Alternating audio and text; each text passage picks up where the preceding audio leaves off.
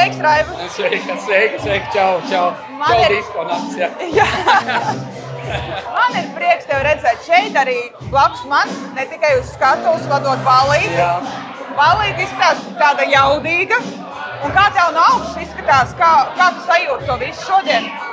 Tas ir tas deja vu, ka tu nezini, kas tur, vai viņš kaut kādā brīdī beigsies, vai viņš kaut kurā virzienā aizies. Šobrīd tādas sajūtas, ka es nezinu, tik daudz bija nezināmo, tomēr pa 20 gadiem nevar īsti saprast, vai 150 cilvēki tas ir daudz. Varbūt tas ir tikpat cik kā kādreiz 100, bet viņi ir izauguši.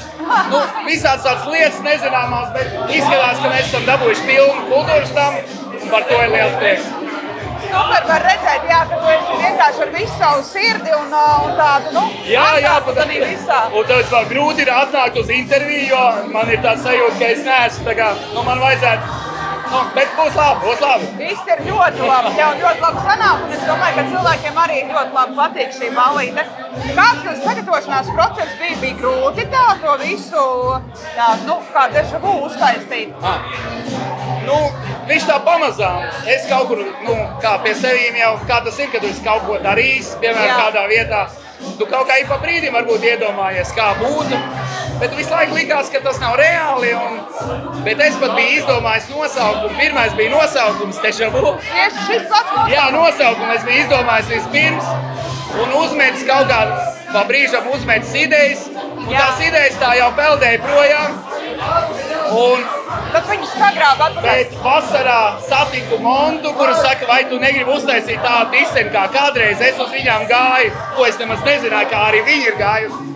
Un tā mēs viena satikšanās otru līdz nonācām līdz šim vakaram. Bet kā jums kādreiz priekulē gāja?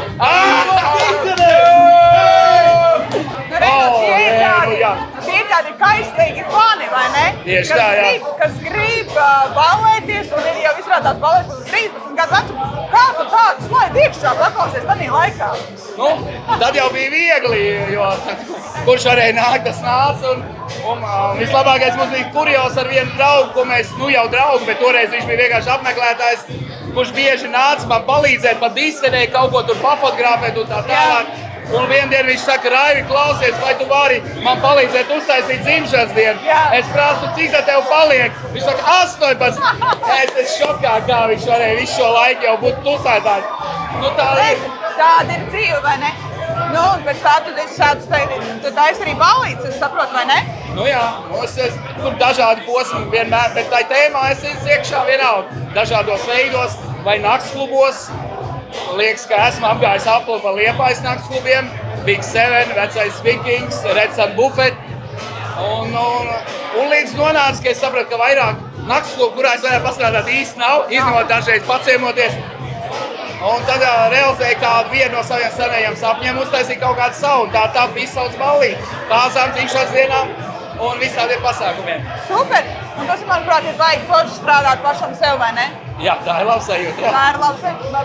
Bet vismaz, brīvdienu nav pašam, bet ir forši sajūta. Pēc tam no rīta ir forši sajūta. Nogurums, bet tas ir tik patīkamākais nogurums pasaulē.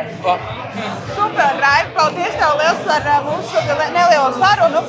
Neaizskavēšu tev vairāk, laidīšu uz skatuves, jo tur cilvēki tevi gaida. Un, ballīti bez tevis nebūtu ballīti. Paldies vēl. Tiekamies disko naktī. Tiekamies disko naktī. Deja vu!